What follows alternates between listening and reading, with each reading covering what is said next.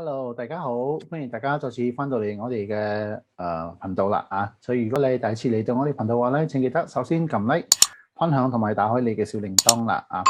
到今日咧，我哋都係同樣的用呢個 Zoom 嘅方式咧，為大家做我哋今日嘅 topic 嘅分享㗎。因為馬來西亞咧而家仲喺我哋嘅行動管制期間，所以咧就以呢個方式嚟呈現我哋嘅呢個資訊俾大家。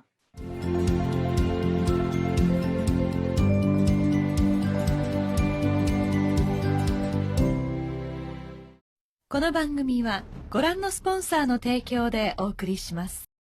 OK，hello，大家好，歡迎大家再次翻到嚟我哋嘅呢個 channel 啦嚇。所以今日同樣的啦，我哋邀請到我哋嘅同事我哋嘅程輝幫大家做我哋今日嘅 topic 嘅呢個分享啦。咁程輝幫大家打個招呼啦。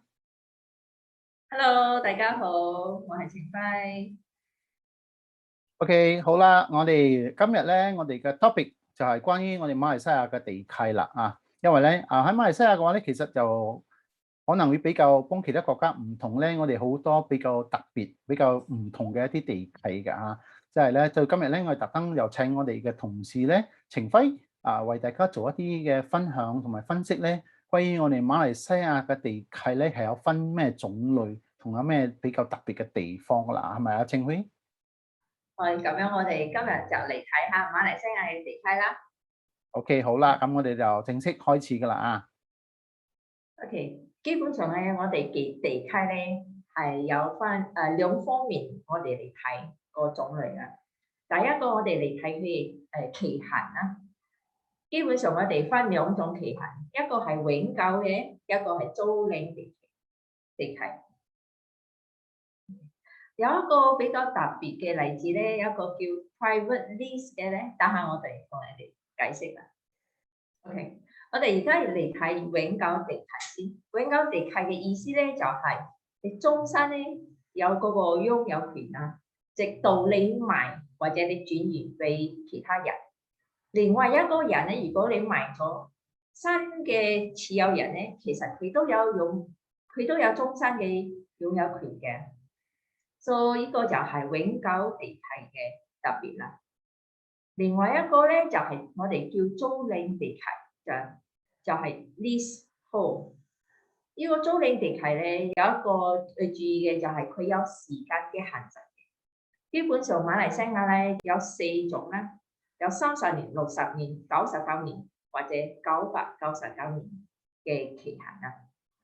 OK， 我哋嚟睇一個例子，如果一間屋佢嘅租賃地契咧有99年，如果30年之後你賣咗嗰間屋，咁樣下一個持有人咧，佢剩翻69年嘅擁有權嘅，因為佢係得99年嘅租賃地契，佢唔係永久嘅地契，所以減咗之前嘅人嘅嗰個嘅時間，佢剩翻嘅係幾多啦？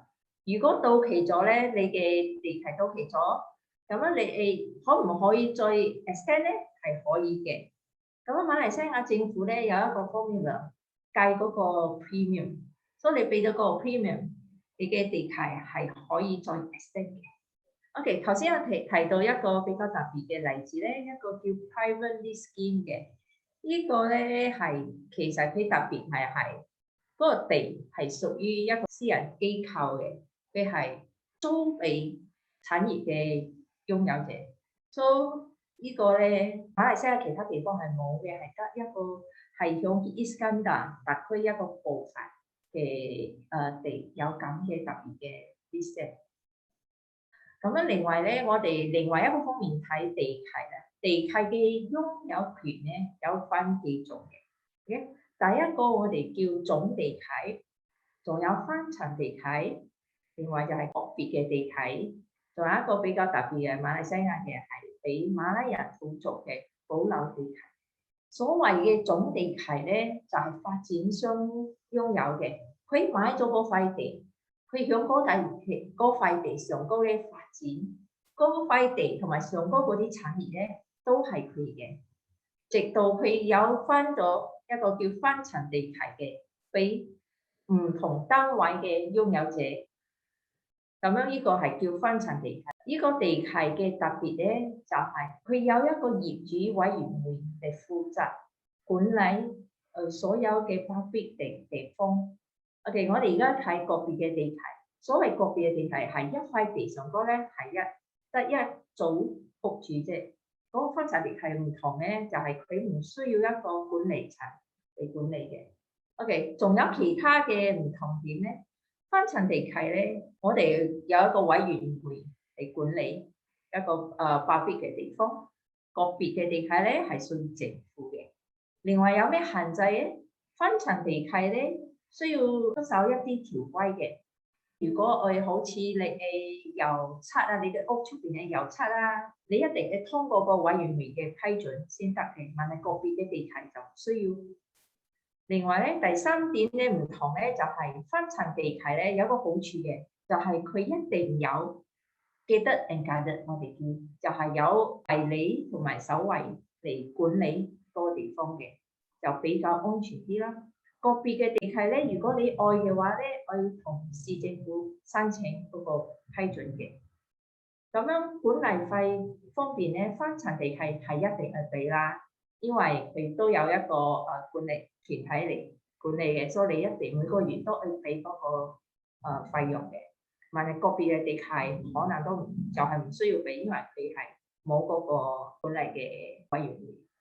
OK，咁樣而家最重要嘅咧係。我哋今日去講嘅係對外國人嚟講，咁樣佢哋買馬來西亞嘅產業咧，有咩限制冇 ？OK，咁樣馬來西亞咧對外國人係好好嘅，就係外國人咧，你到馬來西亞咧，你買幾多產業嘅數量係冇限制嘅，你買幾多間都得。OK，第二點咧就係期限咧，就係你可以擁有幾耐。都冇限制嘅，你可以傳俾你嘅仔女啊，都得。其實都冇就係政府咧冇限制你一定，就係嗰個擁有權咧係永久嘅。如果你有永久地契嘅話，第三點咧就係你買嘅時候咧，你可以買一間或者你去買100間都得，其實都冇限制你買嘅時候嗰個數量。都總嘅嚟講咧。馬來西亞咧係好歡迎外國人嚟馬來西亞買產業嘅，係一個我注意嘅咧就係外國人係需要多一個申請，就係州政府嘅 consent，state consent。所以嗰個 state consent 咧，每一個州係唔同嘅成本嘅。吉隆坡咧係比較少啲，如果檳城咧油法咧就比較高啲，係每一個州都有唔同嘅。嗰個 state consent 嘅 fee。OK， 今日咧我哋就大概介紹下馬來西亞嘅地契啦。Jeffrey， 你有咩唔明嘅冇？程輝，我想問下咧，關於馬來西亞嘅呢個優勢啦嚇，如果相比起其他嘅國家嘅話啦，喺馬來西亞投資房產或者係買一間房屋嘅話咧，比較起其他國家，我哋有咩優勢咧？係有一個好大嘅優勢嘅。馬來西亞咧，俾外國人咧唔單有嗰個使用權，其實仲有嗰個持有權嘅。就係你買嗰個產業咧，你係真係有嗰個 ownership 嗰個地契，你係真係你嘅。係啊，我覺得真係非常重要㗎，即係你真真正正係擁有嗰間屋，而唔係就係俾你使用啫，係咪啊？而且所以嗰個價值咧，你就可以保值啦。100年之後咧，都有嗰個價值㗎啦。就相對於其他州屬嘅話，柔佛州或者係新山買房屋有咩優勢咧？新山咧係好歡迎外國人嚟呢度投資嘅，所以新山嘅州政府咧嘅限制咧都係少啲嘅。如果比其他州嘅話，外國人咧用新山咧又可以買到。唔低過100萬就可以買到有地嘅房地產啦，有永久嘅，好多係永久嘅地契嚟㗎。如果咁樣嚟講嘅話，係唔係比較保值啲咧？喺將來如果真係愛轉讓我嘅房屋嘅話，比較起嗰啲租賃嘅地契，係永久地契咧。頭先我哋都講咗，佢係永久持有嗰個地嘅，所以你100年之後咧，嗰個 value 咧個價值咧。係會保值或者上升嘅，反而係租賃地契咧，因為佢有期限，如果99年嘅地契咧，過咗第100年咧，你就一定去俾一個 premium 俾政府去 extend 你嘅地契嘅，所以嗰個價值咧就會少啲啦。OK，所以即係打個比方啦，如果係呢間屋你住咗20年之後，你去賣咧，可能佢嘅價值仲冇影響咁大嘅。如果係你住咗好似你嘅地契仲剩翻60年嘅話咧，咁就會相差好大噶啦，係咪啊？係，如果係租賃地契咧，剩翻60年嘅租賃地契嘅嗰間產業嘅價值咧，就會比永久地契嘅低啲啦。咁呢個真係各位觀眾咧，就係你我真係好認真嘅考慮呢個問題啦嚇。當你買房屋嘅時候咧，其實地契嘅呢個唔同嘅價值咧，係一個好大嘅關鍵㗎。好啦，咁我哋呢一期嘅節目咧就到呢度啦嚇。我哋多謝我哋嘅同事程輝幫我哋大家做一個分享啦所以大家咧都會睇到咧，我哋呢度有一個 QR code 就係程輝嘅呢個服務熱線啦所以如果咧你對於我哋嘅馬來西亞任何嘅呢個 topic 有咩問題嘅話，生活上咧政策上咧都可以詢問我哋嘅呢個程輝關於呢啲問題嘅，係咪啊？程輝係啊，歡迎大家。咁今日嘅節目咧就到呢度啦，我哋就幫大家一齊講一個再見啦，程輝好嘛 ？OK，好，你1、2、3，拜拜。所以記得啦嚇，如果你係第一次收睇我哋嘅影片嘅話咧，請記得撳 like、分享同埋打開你嘅小鈴鐺啦。OK，好，多謝晒，拜拜。